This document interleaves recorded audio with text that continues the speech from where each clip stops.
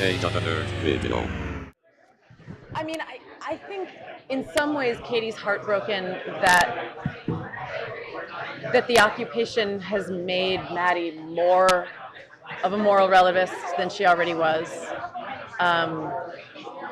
You know, Katie knows her sister, and she knows that in addition to being a wonderful human being, she can also be selfish, and she can be, her fears can drive her to do things that maybe even she wishes she didn't. I think the betrayal is a real knife in her heart, but I don't think it's enough to make her turn her back on her sister forever. I think she desperately wants to find Maddie some way, somehow. But I don't think she's willing to stick her neck out for her in the same way she was before, because her sister tried to have her, basically killed.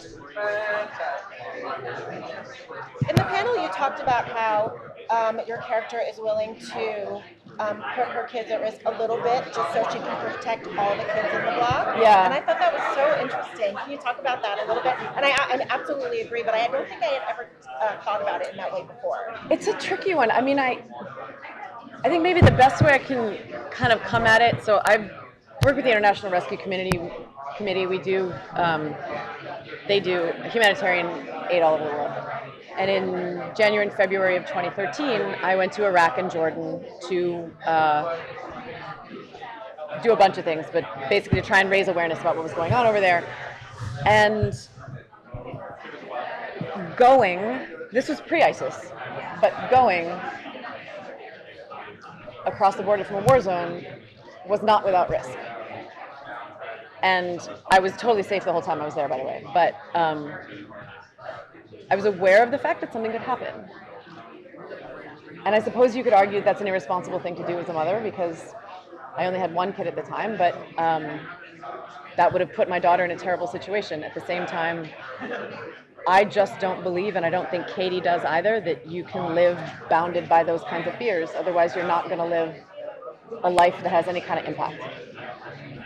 Yeah. But people get furious with female characters who do that kind of a thing. And I mean, I've gotten an earful from some fans about like, well, how dare you X, Y, and Z? I'm like, well, but what about Will? Right. And we're getting better. But the conventional wisdom used to be that a woman who takes a risk is a terrible mother, and a man who takes a risk is a hero.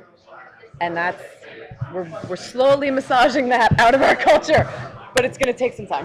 Well, I think this character is, helping challenge that, which is great. I think so, because she's written to be as heroic as she is flawed, and so is Will. And I think there's something great about presenting the fact that these are two fully articulated characters with their own ethical issues that are both held accountable for mistakes and are both kind of lionized for making courageous decisions, which is refreshing. So the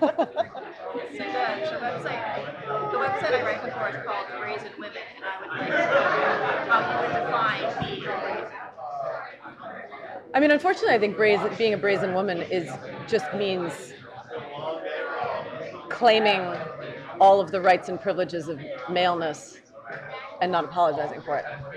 And I don't say that in any way that's strident, but I mean, it's you get an earful from people sometimes, and it's important to be respectful and to allow everybody to have their opinion. But there are times when it's absolutely shocking to me what comes out of people's mouths, because if you just Laurie from Walking Dead is an amazing example. Like the number of people like, she's a terrible mother. I'm like, really? Because every time her husband comes home, he gives her a kiss on the cheek and then leaves her and her son to go save, like, for instance, a raging racist of a redneck. And that's good parenting, and it's not that, I think Rick Grimes is an amazing character, but that's when I really started getting a sense of the colossal double standard in what would be heroic if a man were doing it, and instead makes her, pick your word that they use to. She was a good mom. Look, both of her kids are still alive. 8 years of the apocalypse and both of her kids are still alive.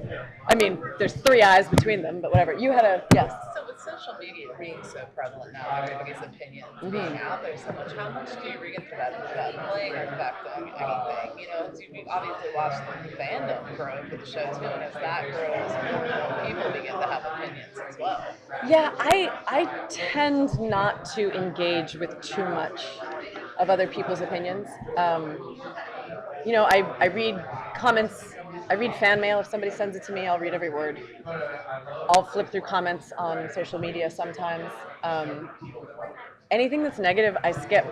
People are more than welcome to have their opinions, but my job as an actor is to be emotionally open to stuff. And so when things come in, they land and they hurt. And I don't need that. I don't need to be worrying about that nonsense in my head, you know? Although I have to say, I mean, by and large, people are pretty great. You know, by and large, people are pretty great with me. I mean, there are other actors who have different kinds of fans, and that's a different kind of cross to bear. But people are like, be my mom. I wish you'd bake me a cake. I'm like, yeah, man, totally. It's not like Norman Reedus, right? They're not like trying to tattoo. God bless him.